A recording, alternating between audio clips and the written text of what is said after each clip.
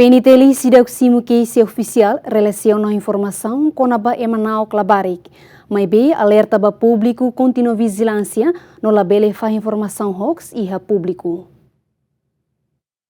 Informação com a Balabaric no tentativa na Clabaric nebe acontece e redili no mocia município Balong, lihusi postagem escrita, áudio no vídeo, onde espalha e rede social laona durante fulang dari singona kalau comunidade Balong senti tau no pânico. Relaciona a informação sirane, porta-voz PNTL, superintendente chefe João Belo dos Reis, parte autoridade de segurança sedaksimo case oficial Rusi comunidade com a informação referida, mas que a autoridade de segurança to horas ne sedaksimo case rumah, mas porta-voz PNTL continua alerta ba público atau continua halo vigilância, no apela ba comunidade labele contribui ba espalha liutan informação hoax sira e público. Parte autoridade de segurança continua esforço halo identificação ba cidadão sira nebe continua fazer informação hoax ba rede social, tama polícia continua halo patrulhamento horifona fatin segurança ba comunidade. Anasan autoridade de segurança, Polícia Nacional Timor-Leste alerta na fatin ba inana mansira maluk sira atau acompanha atau hare mas publicamente ame hato kata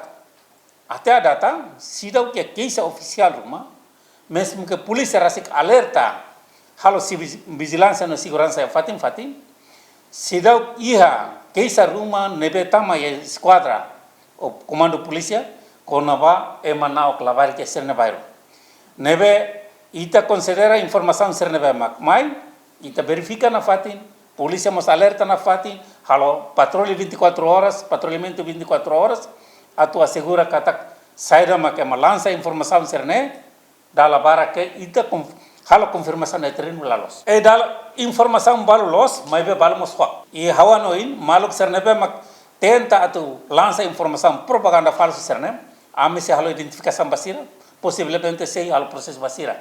Tamba halo comunidade taruma haklah mata. Ita huso na informação bahna ba publicação iha, mas be realidade sidau que case rumah contra ele. Antes ne caso Labaric feto ida nebe alegadamente lakon iha município Baucau nebe viral iha media social mak momento ne baquedas Polícia Nacional Timor-Leste halo aproximação com família, mas be parte família la coi hata okeisa equipa cobertura GMN.